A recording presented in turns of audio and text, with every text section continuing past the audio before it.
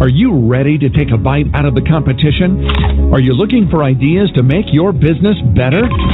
Welcome to the Core Business Show with Tim Jacquet, sponsored by Apple Capital Group.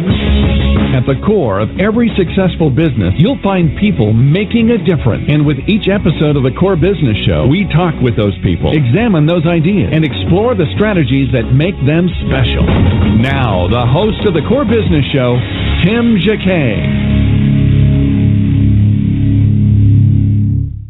Good morning and welcome to another edition of the Core Business Show. I'm Tim Jacquet, your host. Today, our topic is getting the right mortgage for you and understanding your options on foreclosure. I have the pleasure of having attorney Chris Canabinas. He's going to be our guest today. We're going to talk for 15 minutes and we're going to talk about these two topics. If you'd like to join the conversation, please call in at 347-324-3460. Again, it's 347-324-3460.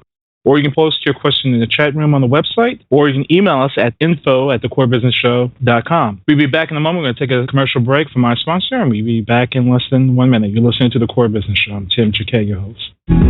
You're listening to The Core Business Show, sponsored by Apple Capital Group. Apple Capital Group in Jacksonville, Florida, is a commercial lender that specializes in asset-based loans, equipment leasing and financing, invoice financing, commercial real estate loans, and asset-based financing in the U.S. and Canada. Apple Capital Group is a direct lender that lends on their private equity investment portfolio. 90% of most loans are decided within 2 hours, and vendor funding within 24 hours after documents are completed, with a one-page application. No slow no's, just a quick decision and a fast yes. To get more information about lending from Apple Capital Group, call 866-611-7457. That's 866-611-7457 to speak with one of our loan specialists. Or visit us right now at applecapitalgroup.com. Welcome back to the Core. Once again, here's Tim Jacquet. Welcome back, everyone. Chris, welcome to the program. Thank you, Tim. Thanks for having me on.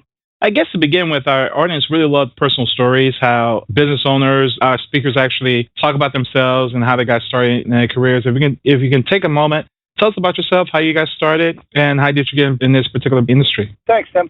I started out of law school as a Wall Street attorney, and I worked in corporate law and had quite a bit of experience handling mortgage-backed securitization. And after a few years in that private practice, I decided to open up my own law firm around 2007. And as it happens, the mortgage industry faced a lot of turmoil, and the foreclosure crisis started to happen. And what I realized was that there was a need to help homeowners who were facing difficulty with foreclosure to restructure their loans, and they needed guidance on negotiating with the banks, et cetera. So we started with that, and years later, we have 9 offices in 3 different states, New York, New Jersey, Connecticut, work as well down in Florida, and we handling mortgage foreclosure defense and loan workouts. And we've been able, thank God, to help a lot of people through this tough time. Great. Kind of tell us about, we talk about getting the right mortgage, the FHA, the conventional reverse mortgage. Kind of tell us about the mortgage itself and how a person can discern what is the best mortgage for them. Right. Well, I think, first and foremost, they're going to have to look at it from just a budgeting standpoint. It's that type of mortgage which obviously is going to give them the lowest terms, not even just interest rate, but also closing costs. But also, then they have to consider what the guidelines are going to be for their approval. And, that often depends on the type of income that they make, the history of making that income, and see whether or not they can qualify for that mortgage. But it's a personal decision, but I would think that looking at the different angles and considering which is going to obviously be priced the best is going to be the best choice to make. Okay, so you just really had to compare both. If you have an FHA or if you're just a regular conventional, you just have to figure out which financial-wise which one you can really handle. Right. I think that, the conventional loans, if you can qualify, typically are cheaper in that they don't have the mortgage insurance requirement. However, those are oftentimes more difficult or had historically been more difficult to qualify for, which is why the FHA vehicle was set up and is in place and has been thriving for these last few years. With the conventional mortgage, what usually are the problems when it comes to conventional mortgages it's hard for people to qualify for? Well, historically it had been that they required a larger down payment. And what had happened is, that connects with sort of the government's setup of making the issuers of these mortgages, the issuers of these loans, to be able to buy back and hold certain of the loans that they make. So historically, if the certain guidelines weren't met, then the issuer of that loan had to hang on to the mortgage, which is not something that they want to do. They want to issue the mortgage and then be able to sell it off to Fannie or Freddie and be able to make more loans. Their game plan wasn't to hang on to that loan for that long. But those guidelines are beginning to ease up. And with that, we hope that, and they expect that, lower down payments are going to be required for those types of mortgages, and thus the consumer, the end user of the mortgage, is going to get a better deal because they won't have to pay that additional cost of the mortgage tax, rather the mortgage insurance on top of the mortgage payment. Okay, we have a question real quick. Can you just tell us what the difference between the Freddie Mac, Fannie Mac, and the Gimme Mac? I think that's what he's saying here. Well, they're all set up for, essentially providing liquidity to the different issuers. So these are sort of these quasi-public entities that were set up to, again, provide liquidity to the market in the place of purchasing mortgages and removing the risk from the issuers of these mortgages so they have more capital to be able to lend. So, they each have their different guidelines as to, which types of mortgages they purchase. Okay, are those agencies also guaranteeing, or is it really FHA is the only one that's guaranteeing the loans? FHA is the one through the mortgage insurance which is guaranteeing the loan. That's correct. Simply, okay. The Fannie and Freddie are just vehicles to provide liquidity by taking those mortgages off the books. But if the homeowner doesn't pay, those mortgages without the mortgage insurance, there's no vehicle set up to pay those mortgages. Okay. On the downside of a person default on the foreclosure and defaulting on the FHA government-backed loan, what are the consequences? Or can can they file bankruptcy and get that expunged? Or so they can get another FHA? What options they really have when it comes to with foreclosures in particular? Right. Well, once they obviously they enter into foreclosure, they get closed off for different periods of time before that they can reapply and qualify under the guidelines for those mortgages. FHA seems to be the quickest vehicle out there right now, which allows for, after a certain number of years on the foreclosure, for someone to be able to qualify again. As to the particulars of what that is, of how many years, I've heard it ranges between 3 and 5 years. But, again, it's up to the lender and, seeking the FHA approval for this person who's, trying again to get a mortgage. Okay. And the options itself, they're facing foreclosures. What options they really have? Well, first and foremost, it really depends on what their objective is. If they're looking, they can't afford the mortgage and they don't see sort of a ray of light and feel that, this is something that they can't handle, then the option would be to sort of get out of that loan would be, what's called a short sale of the property. Another would be a deed in lieu, which usually is when you hand back the title to the property, that requires one to typically try their best to try to short sale before they can do that. But primarily, most people who fall into trouble want to try to work out a deal with their bank, see if they can lower the mortgage payment down so that they can resume payments again. That would be a mortgage modification. And the mortgage modification can help people lower their payments by providing changes to the loan terms in a number of ways. One could be the increasing the years of the loan or the amortization of the loan, which reduces the amount that's got to get paid each month. Another would be reducing the interest rate, which is the most common of what they do.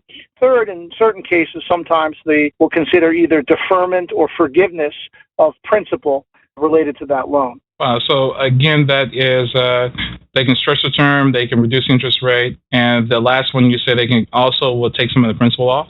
And in certain cases, yes. The objective of the programs that are out there for mortgage modifications in a residential context is primarily led by what's called the Making Home Affordable program, which is the sort of Obama administration program that they put forth that is out there to help homeowners. And those types of programs that are out there can reduce interest rate down to as low as 2% and oftentimes reduce or defer the principal balance as well.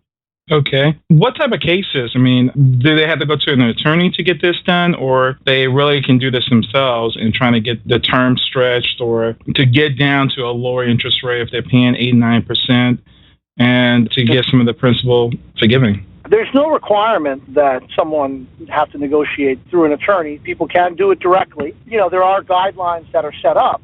in order to qualify. And I would certainly recommend that one educate themselves with those guidelines to know how they fit in applying, because you're going to have a better chance then of getting it done. And so, but, through this program, there have literally been, millions of people who've reworked their mortgage terms over the last 6 years since the program's been out. Okay. If they go to a organization or go to an attorney that specializes in this, do they have to pay some upfront costs, or the cost is kind of paid by the mortgage company or something? Yeah, the mortgage company doesn't pay any of the costs for third-party providers of this work. Okay. And each state has different guidelines of how those costs work. But licensed attorneys that are working on this type of work, within the jurisdictions, they have, and what they can charge is governed by rules pertaining to the attorney-client relationship within that state. So there's different guidelines, and in different states, for non-attorneys, will have different guidelines as to what those third-party non-attorneys can provide as far as help and what they can charge. So it really depends on a case-by-case basis. What do they need to watch out for if it's a third? Attorney, of course, you have some credibility there. If they're looking at an organization, what they really need to look for in that organization to make sure they're not being taken advantage of? Well, more than anything, I think that you need to have direct face-to-face contact with whoever's going to be helping you. I think that's the biggest problem that have happened with a lot of, years past, when a lot of organizations, or, there was a lot of sort of ex-mortgage professionals that were, without mortgages to make. They were sort of running in and trying to help people with these types of mortgage problems, and ended up that they weren't qualified to do so, and it would end up, starting a process and not completing it. So I think that's where a lot of the bad press came. But again, anybody that you're going to be considering doing the work, I would certainly say go meet with them, have a face-to-face, and ensure that they're qualified to help you with this type of work. When you talk about the very beginning of the hour, you talked about foreclosure defense litigation. What is that and entails? Essentially, we represent homeowners that perhaps are receiving threatening letters from their lenders who are either threatening or have commenced legal action against them. Obviously, that's going to involve taking action in a court of law. It really depends on the state that you're in, but if we're talking about New York, New Jersey, Connecticut, and Florida, then you're really talking about what are called judicial foreclosure states. So those are states where there's going to be a lawsuit, basically, for the lender to enforce their rights of foreclosure. And in those types of cases, certainly the only ones that can help homeowners defend those cases are licensed attorneys within the state where the foreclosure action is taking place and who have experience with that type of work. We've had a number of years experience defending homeowners with this, and what we can typically do is ensure that, one, that the proper owner of the mortgage or the proper party is bringing the foreclosure action. We'd all heard about a lot of the sort of robo-signing and bad practices that a lot of the mortgage servicers were getting involved with the early onset, most of which has been cleaned up. But, it's ensuring that the proper party is there, ensuring also that, a lot of the jurisdictions provide a mechanism to try to work out a deal. In New York and New Jersey and Connecticut, those are either called foreclosure settlement conferences or foreclosure mediation. And it's ensuring that those processes are happening and that people are putting their best foot forward in those processes to try to resolve the issue without having to lose their property to a foreclosure action. Okay. Question here regarding short sale and deed in lieu. Are they both foreclosures? Well, no, those are both mechanisms to avoid foreclosure. The foreclosure process commences once there is a legal action commenced by the bank. And the actual foreclosure, as the term is mostly used, signifies when someone loses their property to a foreclosure auction, or when the title actually changes hands from their name to the name of the bank or to a third party that buys the property. So that's more of the commonplace term, foreclosure. Okay. So the short sale, I know there used to be some tax implications if they short sell and the bank will go and send them a 1099 and they're subject to pay taxes on the difference. Is that still the case? Yes, it's a very important point that you raised. It's actually not a function of whether or not the bank delivers and serves a 1099 on the homeowner. Whenever there's a cancellation of debt, the IR of any sort, that could be a credit card that somebody settles, or whenever there's any kind of cancellation of debt, the IRS views that cancellation as income. And now whether or not it'll be taxable income depends on a number of different things. Certain loans, certain mortgages that are canceled, if it's a particular, like, your personal residence and it falls within a certain number of years and a certain number of circumstances, that just by IRS publication, tax can be avoided on that.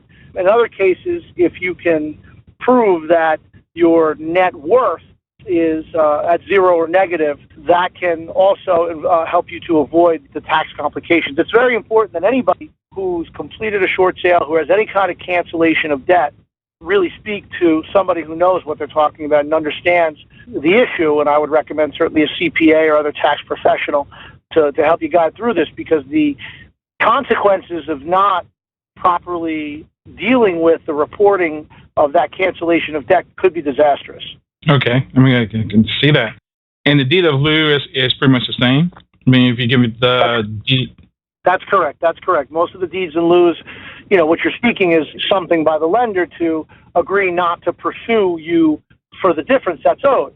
And therefore, you're receiving a cancellation of debt. And anytime that there's a cancellation of debt that you're receiving, that's considered a taxable event that has to be properly dealt with in your tax return. Last two questions when it comes to bankruptcy. How bankruptcy actually plays a part of this. When the person who took the mortgage out decides, I'm just going to walk away from it, does that tax issue actually play a part of this when that happens? Well, yeah, what happens is that your cancellation of debt is taxable, to your solvency. So if you file bankruptcy, right, and you extinguish the debt, you therefore automatically have proven your insolvency. So therefore, it would wipe away that tax consequence. But there is a very important timing issue that's involved, And there's issues that are involved where, before you complete the cancellation of debt, it's not yet, there's no tax due. So in other words, if you complete the bankruptcy before you complete your short sale, then it's almost certain that you will not have the cancellation of debt issue to worry about. But if you complete the short sale before you file a bankruptcy, then in fact you could be facing an issue, because income taxes are not generally dischargeable in a bankruptcy. So once it becomes a taxable event, you can't just go and file bankruptcy and automatically assume that you're not going to have the problem of owing the tax on that. It might already be too late. Okay. So even if they... Okay, so when they actually had a bankruptcy case and they say, okay, we want to give this house back to the bank and they're already insolvent, so in that case, it's really wiped out. If they've completed it before completed the short, so before they've received the cancellation of debt, yes. Okay.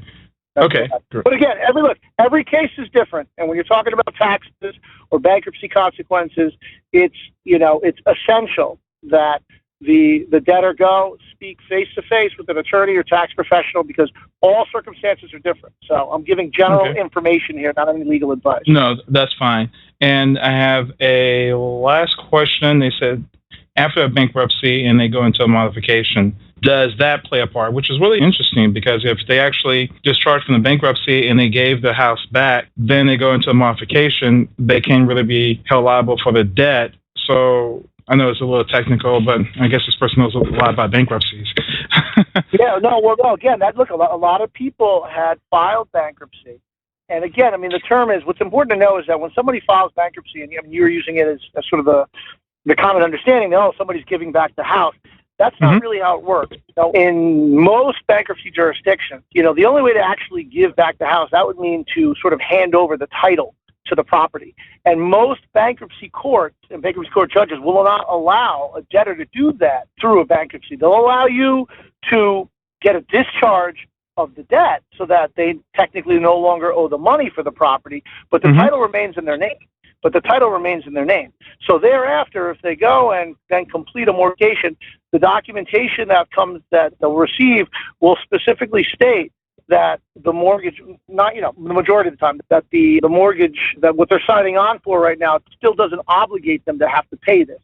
But that basically, if they do pay this mortgage modification, that they won't suffer the consequences of losing their property to a foreclosure action. All right. Now, there's certain lenders that require, and this is typically, I've seen this with FHA mortgages, if somebody has completed a bankruptcy of their FHA mortgage and then tries to seek a modification. I've seen certain lenders require that the borrower go back to the bankruptcy court and ask the judge for the ability to reaffirm that debt. And reaffirm that debt, which basically, is something that's it's a very big deal. And most bankruptcy judges won't allow that to happen because they want to be able to protect the discharge that the person's received. Yeah, absolutely. And to walk away, what advice would you actually like to leave our audience with?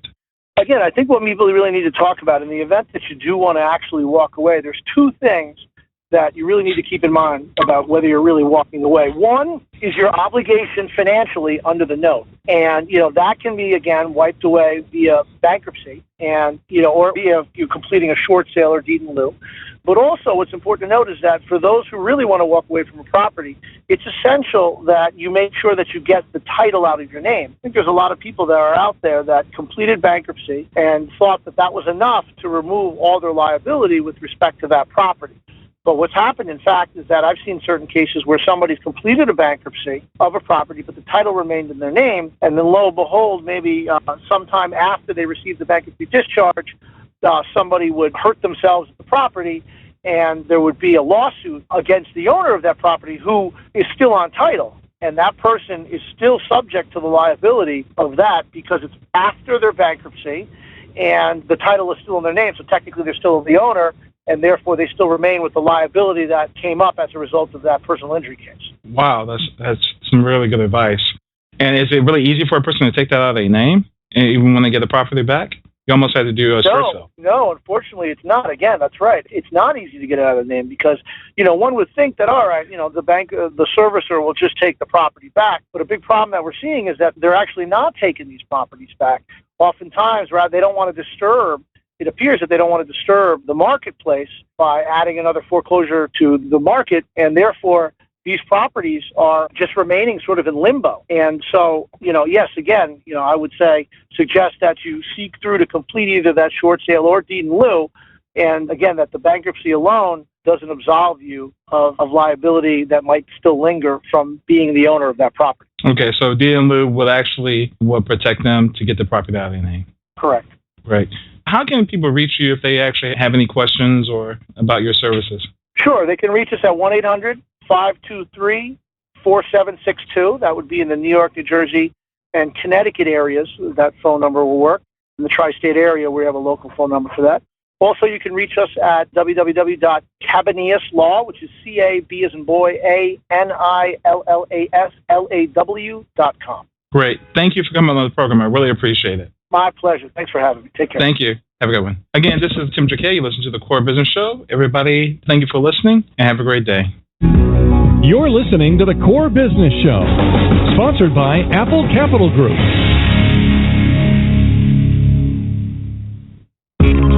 Thank you for listening to the Core Business Show with Tim Jacquet.